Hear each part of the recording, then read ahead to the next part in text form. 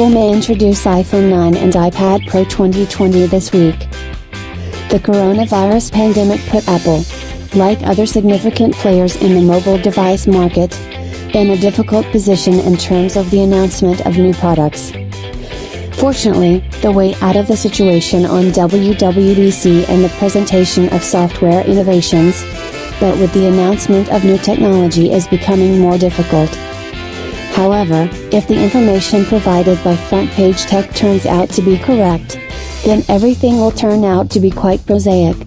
The Cupertino company will publish a press release on the official website, which will send new gadgets scheduled for display at the March event on a long journey.